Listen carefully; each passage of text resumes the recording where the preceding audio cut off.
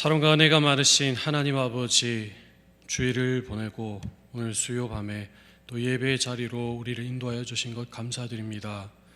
TV를 켜보고 뉴스를 보아도 온통 코로나의 소식이고 우리의 마음을 둘 곳이 없어 불안한 시기 가운데 지내고 있습니다.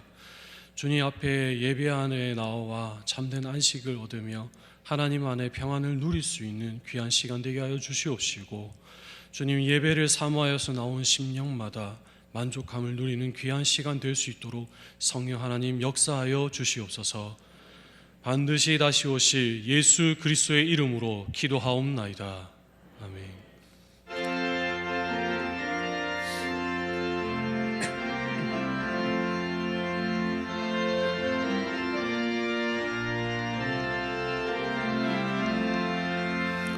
너 성결케 위해 늘 기도하며 너 주 안에 있어 늘 성경 보고 온 형제들 함께 늘 사귀면서 일하기 전마다 너희도 하라. 너 성결케 위해 내 머리 숙여 저 은밀히 계신 내 주께 빌라. 주 사귀어 살며 주 닮으리니 널 보는 이마다 주 생각하리. 너 성결케 위해 주 따라가고 일 다급하여서 당황치 말고 참 즐거울 때나 또 슬플 때나 너 주님만 믿고 늘 따라가라. 너 성결케 위해 늘 기도하며 내 소원을 주께 다 맡기어라. 너 성령을 받아 주 섬겨 살며 저 천국에 가서 저 잘 섬기리.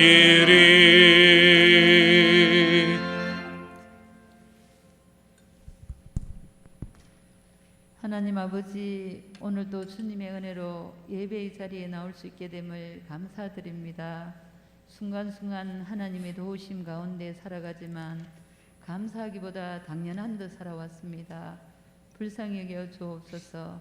한 해를 돌아보면 비대면으로 예배드리고 성도의 교제도 힘든 시기도 있었습니다. 우리의 믿음이 견고한 반석 위에 지은 집 같게 하옵소서. 창수나 비바람에 무너지는 모래 위에 집을 지은 자가 한 사람도 없게 하여 주옵소서. 우리 교회가 어려운 시기에 갈 바를 모르는 자들에게 구원의 방주 역할을 잘 감당하게 하옵소서. 우리 목사님 영육을 강건케 하시고 성령 충만케 하시며 기쁨으로 목양의 일들을 감당하시도록 모든 성도들이 아론과 훌과 같이 기도로 동력하게 하옵소서. 부교역자님께도 같은 은혜를 주시고 맡겨진 사역들을 잘 감당하시며 가정들을 지켜주옵소서. 우리 교회에 속한 어린아이부터 장년에 이르기까지 주님의 날개 아래 품어주시고 믿음의 여정 가운데 말씀으로 세상을 이기며 원수마귀를 이기고 자신을 이길 수 있게 도와주옵소서. 선교지에서 수고하시는 선교사님 지키시고 보하여 주옵시고 한국교회 모든 성도들이 먼저 죄를 회개하며 나라와 민족을 위해 기도하게 하옵소서. 말씀 대언하시는 김재근 목사님 성령으로 충만케 하시며 그 말씀을 통해 우리 영혼이 변화받고 새로워지는 시간 되게 하옵소서. 마리아 찬양대의 찬양을 기뻐 받으시고 늘 찬양하는 삶이 되게 하옵소서. 마치는 시간까지 주님 홀로 영광 받으시는 시간 되게 하옵소서. 다시 오실 예수님 이름으로 기도합나이다.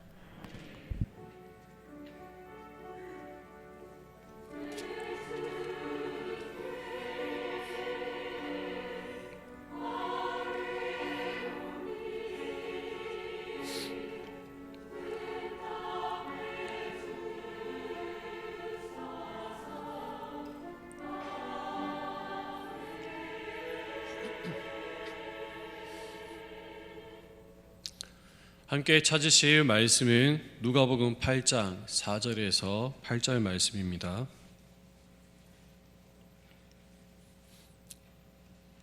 신약성경 103페이지입니다.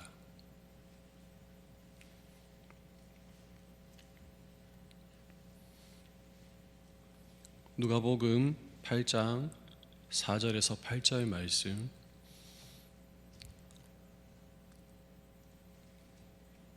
다 같이 합심하여서 읽겠습니다. 각 동네 사람들이 예수께로 나와 큰 무리를 이루니 예수께서 비유로 말씀하시되 씨를 뿌리는 자가 그 씨를 뿌리러 나가서 뿌릴새 더러는 길가에 떨어짐에 밟히며 공중의 새들이 먹어버렸고 더러는 바위 위에 떨어짐에 싹이 났다가 습기가 없으므로 말랐고 더러는 가시 떨기 속에 떨어짐에 가시가 함께 자라서 기운을 막았고 더러는 좋은 땅에 떨어짐에 나서 100배의 결실을 하였느니라. 이 말씀을 하시고 외치시되 들을 귀 있는 자들은 들을지어다. 아멘. 마리아 찬양대 하나님께 찬양으로 영광 돌리겠습니다.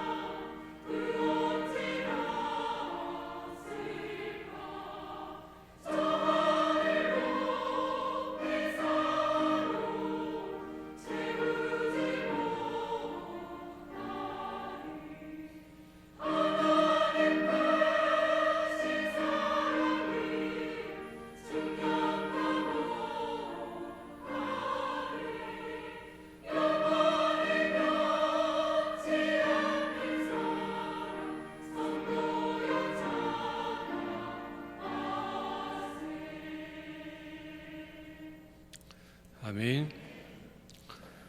우리 주님의 변함없으신 그 사랑과 은혜에 날마다 거하는 우리 화원 성묘교 성도님들이 되시기를 예수님의 이름으로 축복합니다. 제가 초등부를 담당하다 보니까 우리 성도님들을 말해야 하는데 친구들이 되시기를 바라겠습니다. 2020년 벌써 12월 1일입니다. 12월 달에 첫째 날인데 어떻게 시간이 갔는지도 잘 모르겠습니다. 지난 한 해를 돌아보면서 정말 다사다난했던 한 해였던 것 같은데, 그래도 지금까지 이렇게 우리가 건강하게 있고 예배드릴 수 있는 것은 모두 다 하나님의 은혜인 줄로 믿습니다. 우리에게 건강 주시고 또 예배의 자리 가운데 이렇게 은혜를 베풀어 주신 그 하나님께 영광을 돌리고, 또 우리가 말씀을 듣는 이 자리에 있음에 정말 감사한 마음밖에 없습니다. 우리 엑소담에 보면 모든 것은 마음먹기에 달렸다고 되어 있지요. 이 코로나 가운데서도 우리가 예배 드리기로 작정하고 하나님 앞에 나왔기에 이 자리에 있을 수 있는 줄로 믿습니다. 그리고 또 건강한 몸에 건강한 정신이 깃든다고 하였습니다. 우리의 마음뿐만 아니라 육체적으로도 또 이렇게 건강하게 있기 때문에 하나님께서 더욱 역사하실 줄 믿습니다. 오늘 말씀은 제2차 갈릴리 전도 사역에 관한 내용을 다루고 있습니다. 1차 갈릴리 전도 사역에 이어서 두 번째로 시작된 갈릴리 전도 여행은 특별히 제자 훈련에 대한 내용들이 많이 담겨 있습니다. 그 가운데서도 하나님 나라에 대한 비밀, 하나님 나라에 대한 복이 담겨 있지요. 예수님이 이 씨 뿌리는 자의 비유와 또 등불의 비유로서 천국 복음을 가르치는 장면이 바로 이 8장의 내용인 것입니다. 저는 오늘 밤에 여러분과 함께 이 말씀을 통하여서 개인적인 삶과 그리고 복음 전도자의 삶으로서의 두 가지 방향에서 이 말씀을 제시하고자 합니다.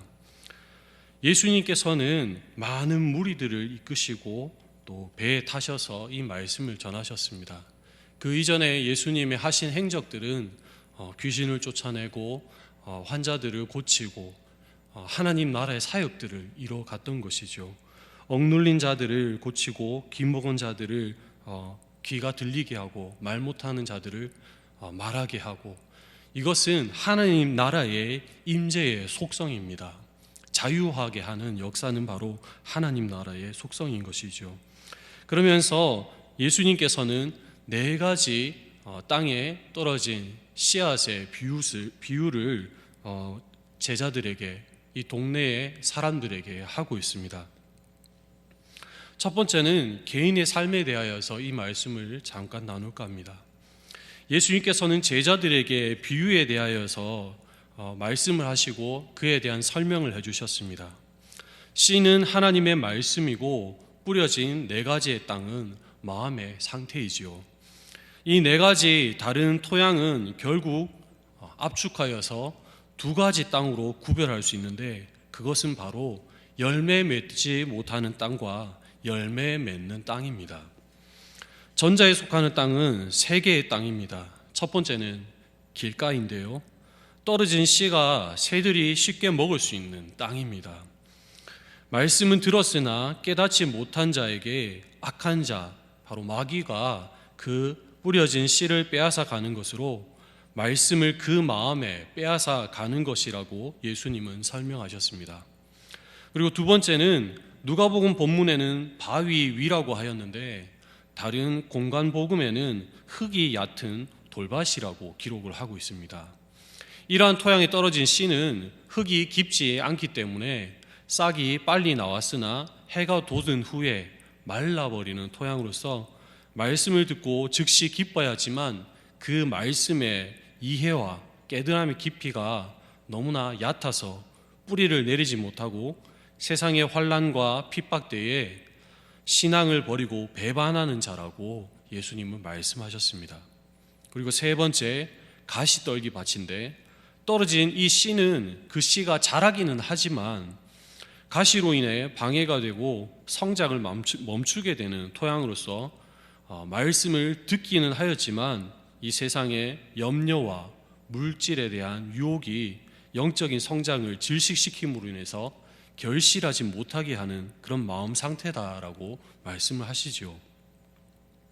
그리고 이 비유의 마지막 부분에는 바로 열매 맺는 땅, 좋은 땅이 등장하는데 떨어진 씨가 큰 결실을 맺습니다. 어떤 땅이 좋은 땅이냐? 예수님이 보시기에 좋은 땅은 착하고 좋은 마음으로 말씀을 듣고 그것을 지켜서 인내로 결실을 맺는 땅이라고 말씀하고 있습니다. 공관복음마다 결실의 결과는 조금씩 다르게 기록되어 있어요. 마태복음에서는 100배, 60배, 30배라고 되어 있고 마가복음에서는 30배, 60배, 100배, 그리고 오늘 본문인 누가복음에서는 100배라고 기록하고 있습니다. 무엇이 어떻게 되었든지 간에 그 열매 맺음이 확실하다는 것입니다. 길가나 바위 또는 흙이 얕은 돌밭, 그리고 가시떨기에 떨어진 씨들의 공통점은 무엇보다 씨 뿌리는 자가 씨를 떨어뜨려서 각 땅에 그 씨가 떨어졌음에도 그 씨의 결실이 맺어지지 못한 것에 있다고 할 수 있죠. 이러한 땅은 부정적인 평가를 받았는데, 그렇다면 땅은 씨가 뿌려진 것으로 끝나는 것이 아니라 그 씨의 결실을 봐야 하는 땅인 것입니다. 여기서 한 번 더 생각해 볼 것은 열매 맺지 못한 각각의 땅에서도 그 씨가 떨어졌다라는 것입니다. 열매를 맺지 못한 사람들도 하나님 나라의 말씀을 들었다라는 것이지요. 이러한 사실은 복음의 말씀을 듣는 자리에 있는 것이 중요하고 또 축복된다는 것은 분명한 사실이지만 그것만으로는 충분하지 않음을 생각하게 됩니다. 즉 하나님 나라의 말씀과 복음을 들은 자들은 그것을 깨닫고 열매 맺는 자리에까지 나아가야 한다는 것이죠. 말씀을 듣고도 깨닫지 못하는 것과 관련하여서 우리가 또 하나 주목해야 될 것은 하나님 나라의 복음의 말씀들이 뿌려지는 이 세상에 악한 자가 존재한다는 것입니다. 바로 마귀의 세력이죠. 이 악한 자들의 방해가 말씀을 받은 자에게도 영향을 미쳐서 어떤 이에게는 말씀 자체를 빼앗아 버리기도 하고 또 어떤 이에게는 환난과 핍박의 환경으로 또 다른 이에게는 세상의 염려와 재물의 유혹을 통해서 인격적인 시험을 준다라는 겁니다. 그래서 말씀을 결실하지 못한다는 거예요. 바로 요즘 같은 시기가 이 말씀이 우리에게 더 절실히 와닿지 않는가 싶습니다. 저는 이런 상황을 보면서 몇몇 자료들을 검색을 했습니다. 그래서 여러분들이 보기에 좀 가시적으로 볼 때 확인하기 쉽게끔 도표를 좀 이렇게 찾아와 봤어요. 한번 띄워주시겠습니까? 네, 네. 아마 요 도표는 지금 없는 것 같은데 아닙니다. 그거 아닙니다. 예, 내려주십시오. 국가별로 이 OECD에 가입되어 있는 17개의 국가를 그 설문조사를 했습니다. 그런데 이제 그 각 나라마다 1위와 2위, 3위를 각각 이렇게 나누었는데 그 중에서 유일하게 국가에서 이 행복 지수를 가장 높게 생각하는 것이 무엇이냐 했을 때 우리나라가 오직 하나, 바로 물질적인 풍요다라고 이렇게 투표를 했습니다. 그리고 두 번째가 건강이고 세 번째가 가족인 것이죠. 그런데 다른 OECD 국가는 제일 먼저 꼽은 것이 무엇이냐면 가족입니다. 그 다음이 직업이거나 건강이거나 친구 또는 인간적인 관계에 대한 부분들로 나눠져 있죠. 그래서 우리가 이 시대를 살아가면서 특별히 이 대한민국에 살아가는 모든 우리 성도님들 같은 경우 이렇게 물질적인 부분에 있어서 경제적인 부분에 있어서 어려움에 놓이기 때문에 이런 시험이 더 많이 들지 않을까라는 그러한 생각을 해보았었습니다. 성령의 충만함을 입은 성도나 그렇지 못한 성도 둘 다 사단의 표적이 되는 것은 마찬가지입니다. 사단은 우는 사자와 같이 삼킬 자를 두루 찾는 그러한 존재이지요. 어떻게 해서든지 믿음의 성도들을 실족시키려고 수단과 방법을 가리지 않습니다. 성도의 삶에 균열을 일으키는 방법이 성경에 기록되어 있는데 그것은 바로 감정을 상하게 하는 것입니다. 에베소서 4장 26절에서 27절 말씀입니다. 분을 내어도 죄를 짓지 말며 해가 지도록 분을 품지 말고 마귀에게 틈을 주지 말라. 그렇습니다. 앞에 상한 감정들이 나오지요. 분을 낼 수는 있습니다. 그러나 이 분으로 인하여서 죄를 짓게 되는 빌미를 제공하게 되는 것이죠. 누구 때문에요? 사단이 그 틈을 노린다라는 것입니다. 성경에 등장하는 많은 사람들이 이 감정의 균열로 인해서 죄를 범하게 되었습니다. 성경의 첫 살인 사건을 일으킨 가인, 노아의 방심, 아브라함의 두려움, 애굽에 갔을 때 자기 아내를 누이라고 속였죠. 다윗의 탐심, 밧세바를 바라보면서 음욕을 품었던 그 탐심의 마음 등 성경에 셀 수 없는 사례들이 많이 있습니다.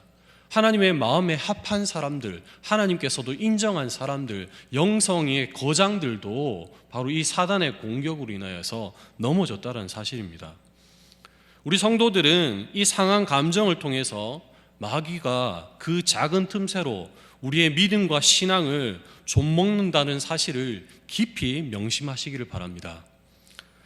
이 비유의 해석을 하고 있는 내용의 뒤에는 등경 위에 등불 비유가 나오고 예수님의 참 가족이 어떤 사람인가를 연달아 말씀하고 있습니다. 등불은 덮어주기 위해서 피우는 것이 아니며 사람들을 인도하기 위해서 피우는 것이지요. 말씀을 듣고 열매 맺는 사람의 모습이 이와 같고 또 참 그리스도인은 열매 맺는 자라야 한다는 것을 증거하고 있는 것입니다. 예수님께서는 누가복음 8장 21절에서 이와 같이 말씀하셨습니다. 내 어머니와 내 동생들은 곧 하나님의 말씀을 듣고 행하는 이 사람들이라 하시니라. 만약 열매 맺지 못하는 결과를 우리가 내게 된다면 어떻게 될까요? 마태복음에서는 이 비유에 대한 해석을 하고 그 뒤에 알곡과 가라지의 비유와 연결해서 결말을 짓고 있습니다. 즉 알곡은 창고에, 가라지는 단으로 묶어서 불사름에 내어주게 된다는 것이죠.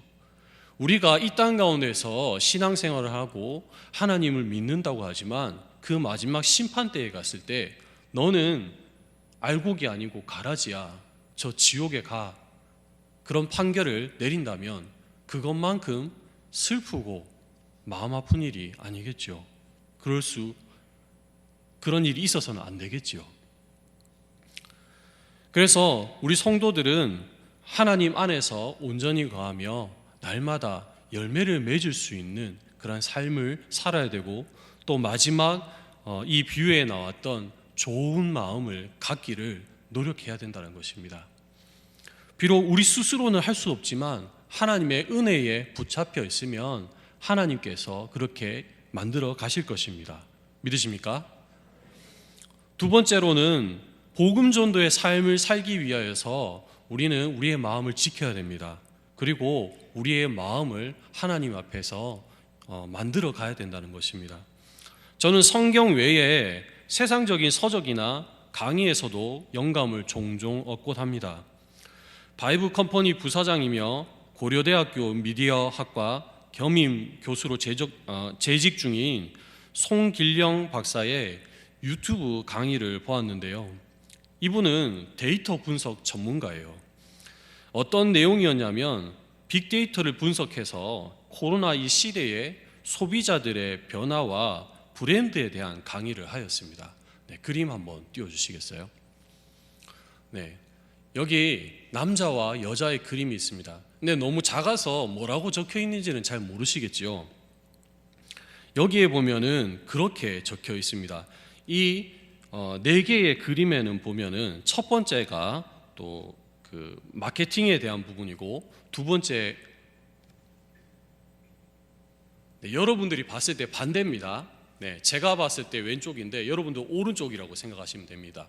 오른쪽부터 마케팅, 왼쪽이 PR, 그리고 다시 오른쪽이 광고, 그리고 마지막이 그 브랜딩이라는 것입니다. 그런데 이 내용이 뭐냐면 남자와 여자의 관계를 통하여서 광고나 PR이나 또는 브랜딩이나 이런 거를 소개하고 있는 것인데, 남자가 스스로 자기를 이야기하는 것, 마케팅과 광고는 자기 스스로 상대에게 I am a great lover라고 이렇게 이야기를 하는 겁니다. 나는 당신의 위대한 또는 좋은 연인입니다 라고 스스로 말하는 것이고요. PR은 다른 누군가가 와서 이 사람에 대해서 말해주는 겁니다. Trust me, he's a great lover. 나를 믿어, 그는 너에게 있어서 위대한 좋은 연인이야, 이렇게 말하는 것이죠. 그리고 이것이 아니라 다른 사람이 아닌 그 누구도 아닌 내 스스로가 내 상대방을 보면서, 나의 연인을 보면서 이렇게 말하는 겁니다. I stand, he is a great lover. 나는 그가 위대하고 또는 훌륭한 나의 연인이라는 것을 이해합니다, 믿습니다. 그런 뜻인 것이죠. 우리는 왠지 뭔가 많이 알리면, 그리고 듣고 있는 사람이 그것을 믿을 것이라고 착각을 하는 경우가 많습니다. 물론 이것은 복음의 말씀하고는 또 다른 경계입니다. 그러나 사람들은 믿지 않아요. 오히려 왜 자꾸 나한테 저런 이야기를 하지? 왜 자꾸 나한테 강요를 하지? 뭔가 이 일과 본인의 이해관계가 엮여서 그걸 대변하고 있는 거 아니야? 의심하고 꼬아보게 되는 것이죠. 그런데 이 브랜딩이라는 것, 자기 가치를 억지로 우겨대지 않아도 상대가 이해하도록 만드는 것, 그런 경지에 이른다면 이것은 브랜드가 구축된 것이다 라고 이 강의에서 말하고 있습니다. 그래서 브랜드화 한다라는 것은 시간이 오래 걸린다고 그렇게 보았습니다. 브랜드화는 어떤 과정을 거칩니까? 나는 누구이고 당신은 누구인가에서부터 시작합니다. 상품과 팬, 상품과 구매자의 그 간격, 싱크를 맞추는 과정에서 형성이 되는 거죠. 나는 이런 삶은 사는 삶이야 라고 했을 때 거기에 대한 주파수가 비슷한 사람들, 라이프 스타일이 비슷한 사람들, 그 사람들의 주장에 동의하는 사람들이 서로 교류하면서 공명하는 겁니다. 자연스럽게 양쪽은 이제 판매자나 구매자가 아니라 동일한 이상을 추구하는 관계가 되는 거죠. 이것이 예전에는 예술가나 이상가나 또 창작자, 철학자, 심지어는 종교의 영역에까지 지대한 영향력이 있었는데, 이제는 이것이 상업의 영역에까지 넓어졌다고 보는 겁니다. 예를 들어 보겠습니다. 양말을 팝니다. 과거에 같으면 상품의 품질을 소개하고요, 이것이 믿을 만한 신뢰성을 가진 제품이라는 것을 알렸습니다. 근데 이제는 제품의 품질은 기본이고 이렇게 광고하죠. 지구의 환경을 보호하고 대자연을 마음껏 즐기고 싶지 않으세요? 그렇다면 함께 합시다, 이런 식으로 신념을 팔고 있는 추세인 것이죠. 또 예를 들어서 유기농 자연 소재로만 옷을 만들어 파는 파타고니아 들어보셨습니까? 그리고 북극곰을 보호하자면서 수익의 일부를 환경보호에 쓰고 있는 캐나다 구스, 일본의 잘못된 역사의식에 맞서고 있는 라카이 코리아 등, 이런 점들이 제품을 더 희소성 있게 하고 구매력을 커지게 하는 것입니다. 이상과 이념, 사회적 개념을 추구하고 질문하는 소비자들의 비중이 점점 커지고 있다는 거죠. 삶을 바라보고 싶어 하고 또 그 삶에서 나오는 진정성을 상품에 투영하여서 팔고 그것을 사람들이 요구하기 때문에 이런 추세로 간다는 것입니다. 많은 정보가 넘치는 시대예요. 특히 일상적인 정보를 누구나 카메라에 담아서 올릴 수가 있습니다. 그 한 장의 사진 속에는 삶의 메시지가 담겨 있어요. 커피 머신, 스타벅스 텀블러, 양키 캔들, 캘리그라피 액자, 그리고 그 사진 하단의 제목에 뭐라고 되어 있냐면 해시태그를 달고 샵 지콕, 샵 나만의 홈카페, 샵 소확행, 샵 재충전의 시간, 뭐 이런 것들, 이런 것이 SNS에 한 번쯤을 봤을 그런 겁니다. 그런데 이게 자기 자랑을 한다는 것이 아니라 이것은 이게 난 이런 삶을 추구해, 난 이런 형태의 취향을 가진 사람이야, 난 이런 모습을 보면서 나를 표현해. 혹자는 이것을 보며 자기 표현의 시대라고 이렇게 이야기를 하고 있어요. 지금까지는 물건을 팔 때 이게 싸요, 뭘로 만들었는지 이 메뉴판 한번 보세요, 그렇게 팔고 의존했다면 이제는 내 생각과 삶의 태도를 알리는 방법이 상품이 되고 메시지가 된다는 거예요. 메시지는 정체성이 중요합니다. 왜냐하면 그 많은 것들 중에서 차별화가 되기 위해서 정체성을 확보하고 있어야 돼요. 그것만의 뚜렷한 것이 있어야 된다는 겁니다. 그래야 그럴 때 상위 가치를 가질 수가 있고 이것을 공감하는 훌륭한 소비자들이 소통이 가능하다는 거예요. 철학을 세우고 알리는 작업들을 해야 됩니다. 메시지를 만들기 위해서는 각종 정보를 다 수집하고 그것을 정렬하는 작업들이 필요하고요. 사회의 변화를 봐야 되고 시대 정신이 무엇인지를 파악해야 합니다. 우리는 현재 메시지가 상징이 되고 이 상징은 그 자체로 콘텐츠가 되어서 정보가 제공되고 문화로 자리 잡고 있는 그것을 활용하는 시대에 살아가고 있어요. 결국 이 말은 뭐냐면 여러분들 모두가 의도치 않게 메시지가 되고 있다는 겁니다. 세상에 여러분이 메시지가 되고 브랜드화가 된다면 여러분의 정체성은, 여러분의 정체는 뭡니까? 여기 모인 우리는 교회이면서 성도이면서 그리스도인이죠. 아멘이십니까? 우리가 이 세상에 주는 메시지는 성경의 말씀을 삶에 녹여야 하는 것이고 우리의 삶이 성경이 될 때에 우리는 비로소 그리스도인이라는 상징이 되는 것입니다. 사실 우리는 믿는 사람들은 이미 이러한 메시지를 성경을 통해 계속적으로 들었습니다. 고린도후서 2장 15절에서는 우리 성도들을 구원받는 자들에게나 망하는 자들에게나 하나님 앞에서 그리스도의 향기라고 표현하고 있어요. 그리고 고린도후서 3장 3절은 우리를 그리스도의 편지라고 표현하면서 우리는 먹으로 쓴 것이 아니고 오직 살아계신 하나님의 영으로 쓴 육신의 마음판에 쓰인 편지다라고 말씀하고 있습니다. 세상보다 더 앞서서 우리는 그 일을 하고 있었던 거예요. 세상은 브랜딩, 디자인, 스토리텔링이 중요하다라고 여겨서 이제는 크리에이티브 디렉터와 같은 그런 인재들이 중요한 시대가 되어가고 있다라고 말하고 있습니다. 무슨 말이냐면 단순한 제조나 그런 상품성, 노동력의 자리는 이제 사라지고 고유하고 창의적인 인재를 필요로 한다는 거예요.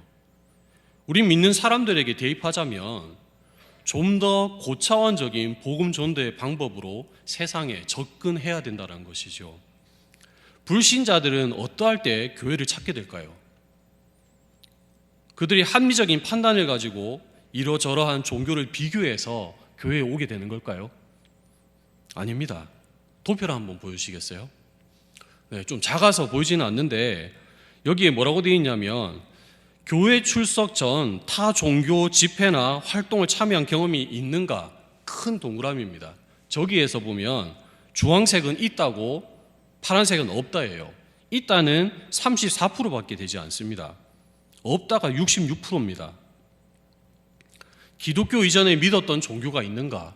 없다가 옆에 그래프로 보면 주황색인데 그게 81%나 돼요. 그러니까 불신자들은 아무런 그런 거 없이 비교하거나 그런 게 아니라 그냥 가는 겁니다. 이 데이터는 목회 데이터 연구소라는 곳에서 발췌한 내용입니다. 그러면 무엇 때문에 불신자들이, 새신자들이 교회에 올까요? 네, 세 번째 그림 한번 보여주십시오. 네, 바로 이 새신자의 76%가 삶을 살아갈 때에 어려움이 있었다라는 거예요. 네, 옆에 이렇게 보면은 표시가 되어 있는데, 근데 그 76% 중에서도 인생에 어려움이 있었는데 가장 많은 비중을 차지하는 것이 뭐냐면, 과거에는 경제적인 어려움 때문에 또는 인간관계 때문에, 신체 건강이나 정신적인 질병 때문에, 또는 사업이 어려워서 학업이나 취직을 못해서라면, 이제는 인생의 의미가 뭘까? 이런 코로나의 시대 가운데서 내가 어떤 존재로 살아가야 되나? 내 삶의 이유가 뭐지? 이런 걸 느끼게 된 겁니다. 한마디로 말해서 인생에 대한 질문을 느끼는 건 고차원적인 질문이에요. 인생의 의미에 대한 혼란으로 교회를 찾아오는데, 이제 사람을 우리가 판단하는 기준도 조금씩은 또 달라지겠죠. 변화하게 될 거예요. 기존에는 착실하게 늦게까지 남아서 일하는 사람을 우리는 성실하다 했습니다. 근데 곧 알파고 대리가 일을 하는 시대가 올 겁니다. 컴퓨터가 사람의 자리를 차지한다는 것이죠. 성실성에 대해서는 컴퓨터를 따라갈 수가 없죠. 사람은 먹고 자야 돼요. 그런데 컴퓨터는 잠도 안 잡니다. 밤새 돌리면 돼요. 초기 부대 시설만 갖춰놓으면 기계는 인건비도 안 들어요.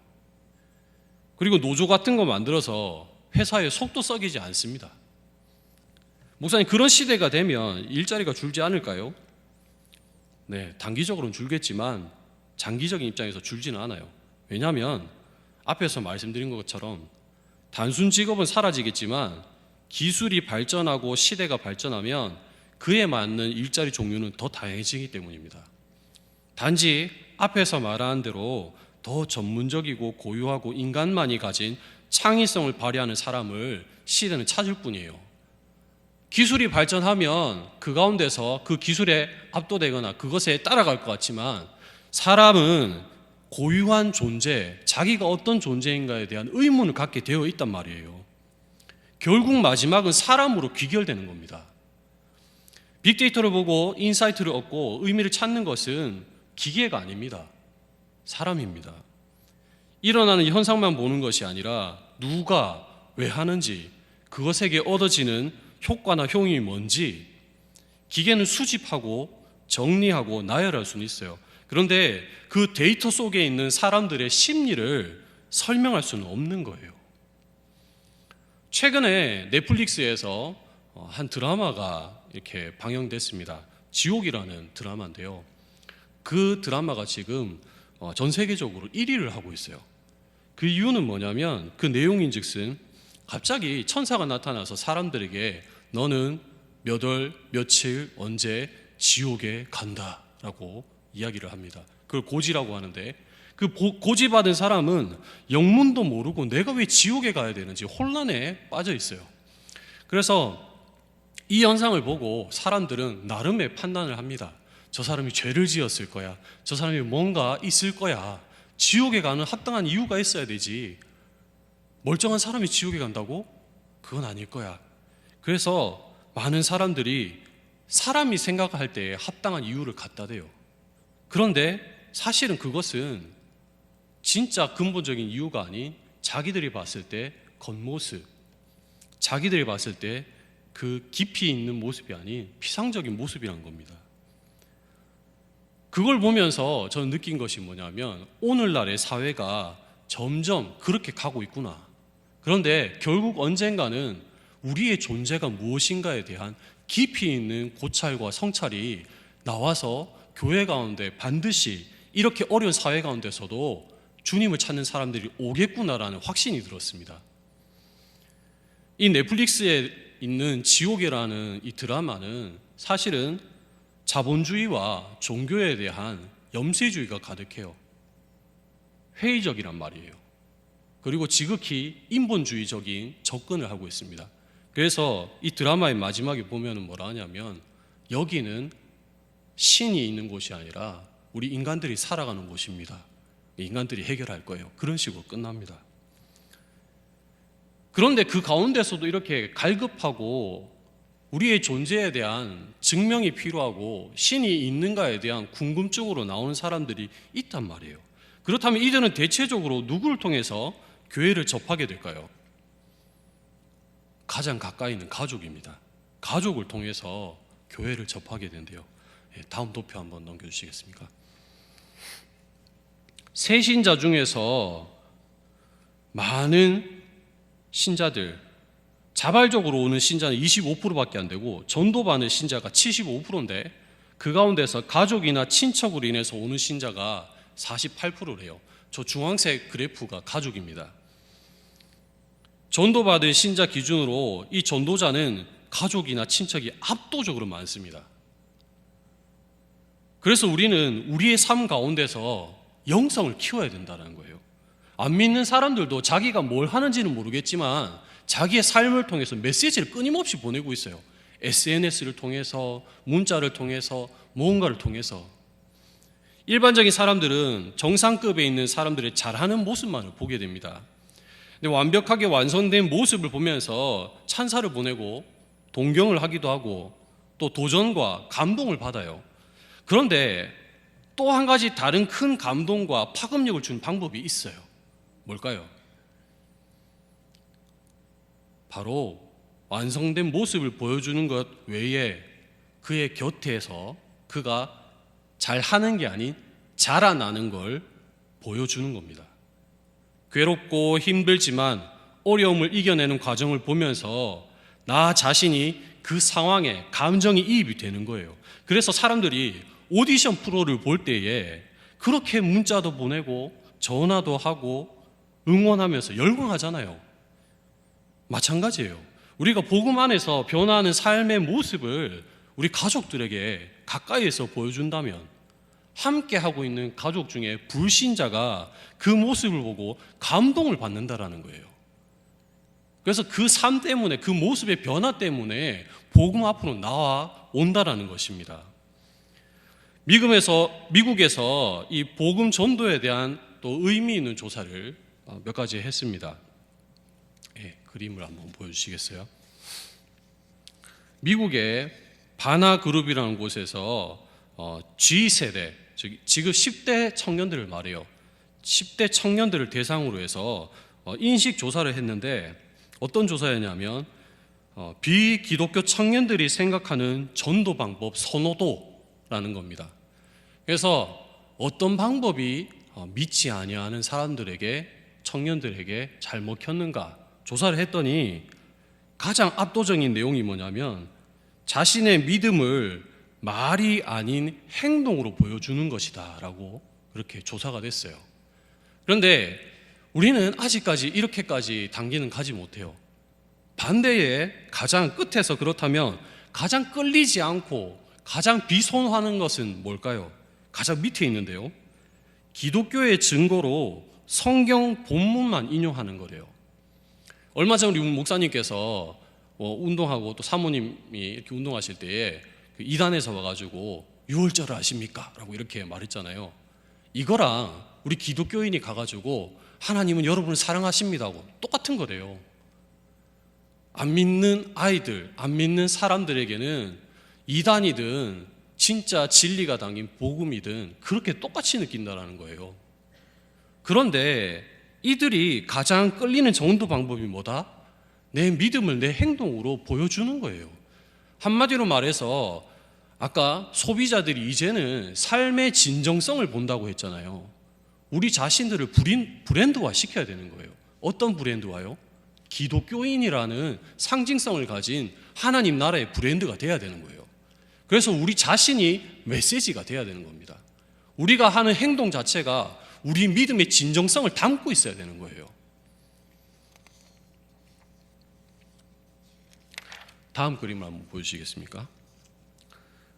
네, 그리고 나서 또 하나 설문을 했습니다. 뭐였냐면 가장 편하게 느끼는 그러면 복음 전도자는 어떤 사람이냐라고 질문을 했을 때 이것은 이 도표에 보면은 두 가지 그래프가 이렇게 나와 있죠. 믿는 친구든 안 믿는 친구든 같이 이렇게 설문을 했어요. 그래서 보면은 믿는 친구도 그렇고 안 믿는 친구도 그렇고 바로 판단하지 않고 경청해주는, 들어주는 그런 복음 전도자가 가장 좋더라라고 설문에 응답했습니다. 이건 미국 이야기니까 우리는 좀 다를 거야, 그렇게 생각할지도 모르겠어요. 다음 한번 넘겨주시겠어요? 그런데 우리 청년들, 우리 새신자들을 우리 나라에서 설문을 했습니다. 그랬더니 22%가 뭐라고 고백했냐면, 내가 겪는 인생의 고민과 문제를 해결해 주려고 노력했다. 20%가 나의 고민을 들어주었다. 그 옆에 파란색으로 되어 있는 것들은 뭐 하나님의 사랑, 교리, 믿으면 복 받는다, 이웃을 얼마나 하나님 사랑하고 좋은 일 해야 된다, 이런 부분들이에요. 복음이나 교리에 대한 설명인데, 가장 사람들이 끌렸던 것은 뭐냐면 듣고 공감해 주는 것. 42%나 된다고 그렇게 조사가 되었습니다. 우리는 이런 걸 보면서 우리의 삶에서 우리가 복음으로 살아가게끔 삶의 변화를 시도해야 된다는 것입니다. 가끔 참 안타까운 것은 연말이 되고 나면 우리 재직들 또는 봉사자들이 나는 이제 나이가 들어서 더는 못하겠어요, 나는 좀 쉬어야 될 것 같아요, 그런 말을 하곤 합니다. 모르겠어요. 제가 그분들의 나이가 아직 안 돼서 이런 말을 하는 건지 모르겠지만 저는 그분들이 계속 했으면 좋겠어요. 라떼는 말이야, 이런 광고가 있었지요. 신앙생활 할 때 이렇게 하고 나는 저렇게 했어. 근데 요즘 젊은 애들은 말이지 끈기가 없어. 그러면서 하시는 말씀이 옛날이 좋았지. 근데 이제 나는 나이가 먹어서 안 돼. 아니죠. 하나님 나라에 갈 때까지 끊임없이 변화해야 됩니다. 고된 막노동 일을 하면 몸은 적응하기 시작합니다. 그 결과 일할 때 필요한 생활의 근력들을 얻게 되는 거예요. 그런데 일을 안 하게 되면 어떻게 되나요? 그 근육들이 점점 빠지게 되어 있어요. 이것을 일종의 성장이라고 봅시다. 그렇다면 우리는 이제 어느 정도 코로나의 상황에 적응이 되었습니다. 그 이유가 뭡니까? 코로나가 처음 발생했을 때는 10명, 20명 미만이더라도 우리 벌벌 떨었어요. 어떡하지? 교회를 문을 닫고 영상 예배를 드리고. 근데 지금은 어떻습니까? 최근에 70명, 100명 넘고 그럴 때에도 우리는 그 정도 나왔네, 적응이 된 거예요. 이제 몇천 명이 됐는데도 이제 위드로 가니까 그런 거지.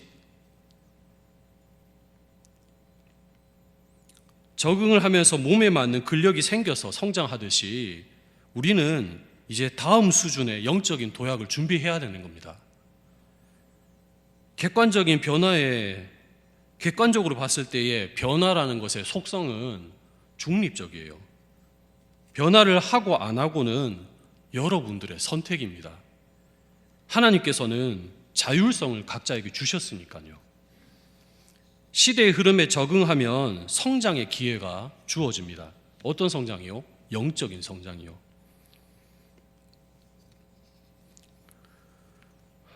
장기적으로 우리가 바라볼 때에 하나님이 보시는 그런 믿음, 어디까지 이뤄야 되는가?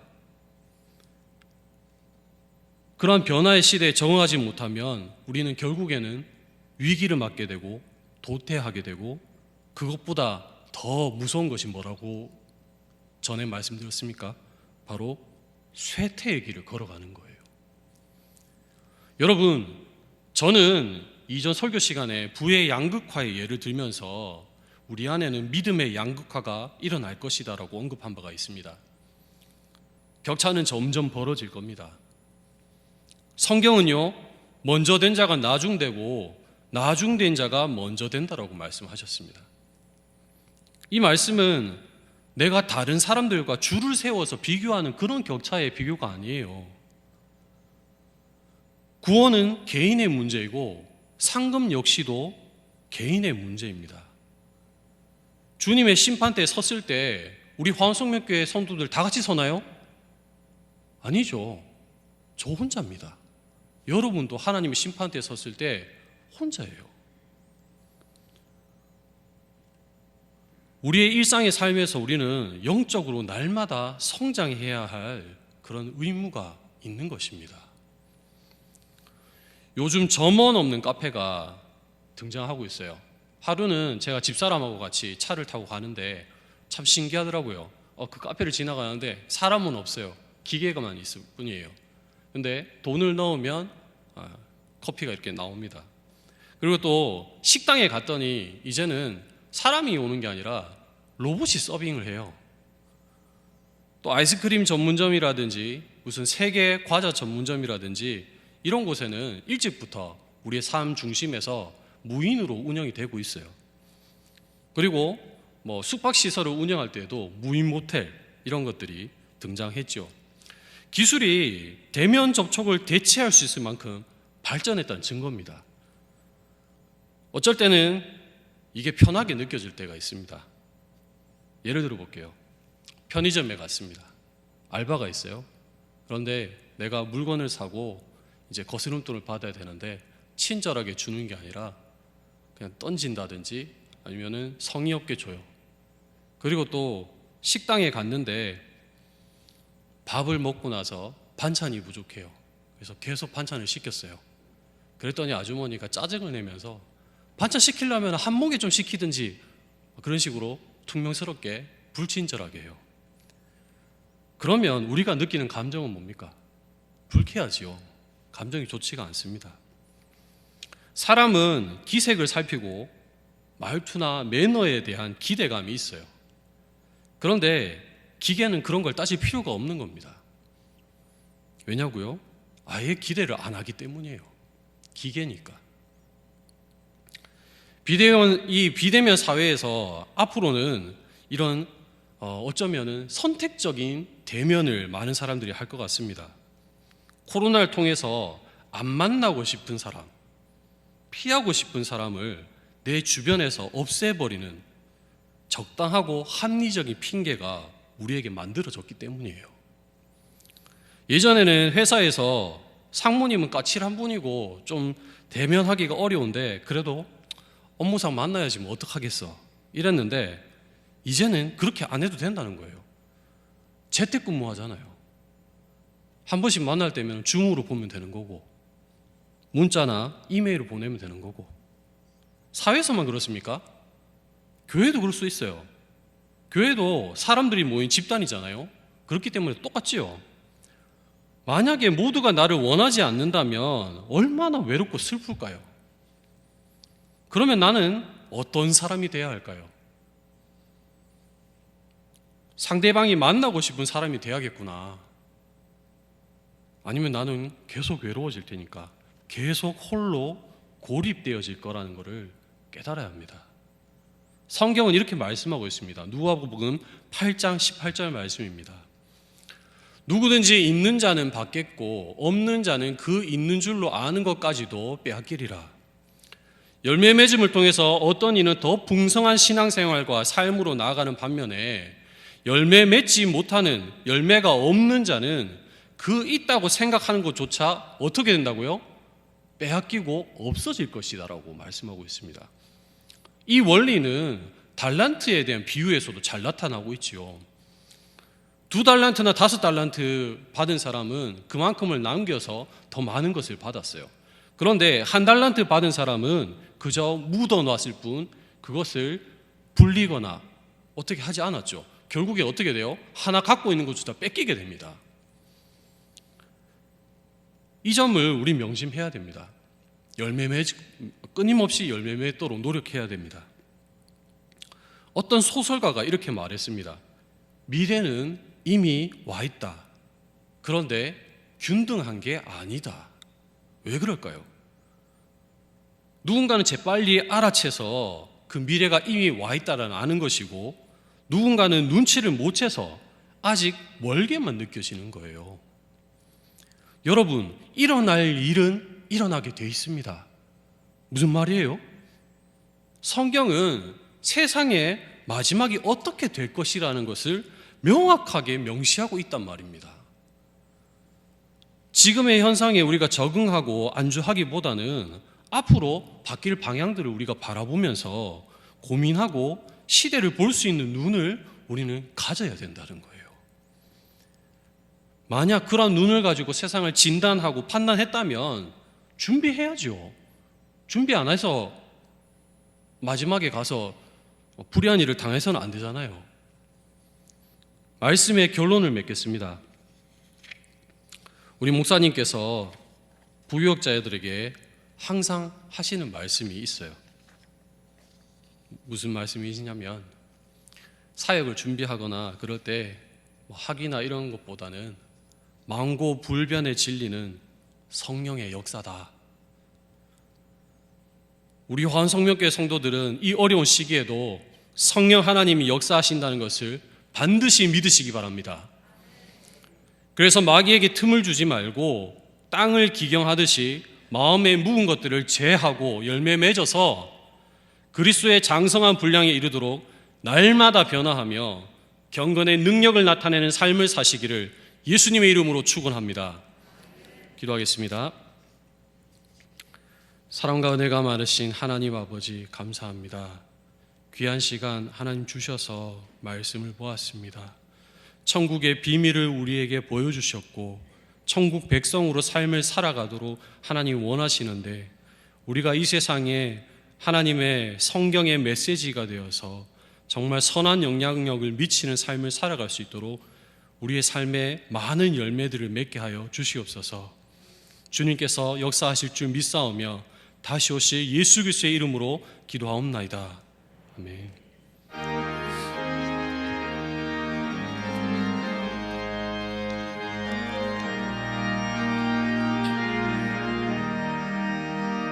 주님의 뜻을 이루소서. 고요한 중에 기다리니 시름과 같은 날 위주사. 주님의 형상 만드소서. 주님의 뜻을 이루소서. 주님 말 앞에 엎드리니 나의 맘속을 살피시사 눈보다 이해하옵소서. 주님의 뜻을 이루소서. 병들어 몸이 피곤할 때 권능의 손을 내게 펴서 강건케 하여 주옵소서. 주님의 뜻을 이루소서. 온전히 나를 주장하사 주님과 함께 동행함을 만민이 알게 하옵소서.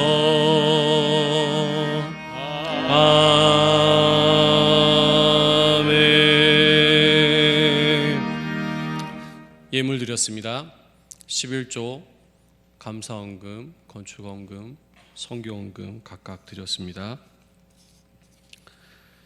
사랑과 은혜가 많으신 하나님 아버지, 드릴 수 있어 감사합니다.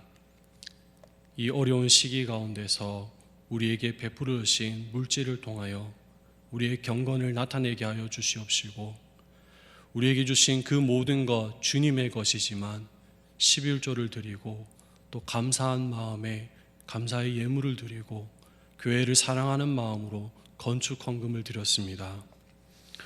주님, 이 헌금들이 쓰이는 곳마다 주님의 나라가 임하게 하여 주시옵시고, 특별히 요즘 코로나로 인하여서 많은 선교의 현장들이 어려워지고 있습니다.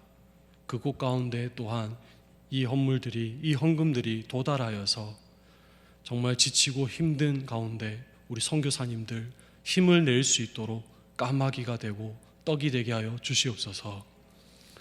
주님, 주신 이 예물이 우리 교회를 통하여서 잘 선용되게 하여 주시고 이 지역 사회 가운데 정말 선한 영향력으로 빛을 발하는데 쓰여지게 하여 주시옵소서. 다시 오실 예수 그리스도의 이름으로 기도하옵나이다. 아멘. 지금은 우리 주 예수 그리스도의 크신 은혜와 하나님 아버지의 무한하신 사랑과 성령님의 감화 감동하시고 교통하심의 역사가 성령의 충만함을 입고 열매 맺는 삶을 살고자 다짐하는 화원 성명의 모든 권속들 머리 위에 지금으로부터 영원토록 함께 있을지어다. 아멘.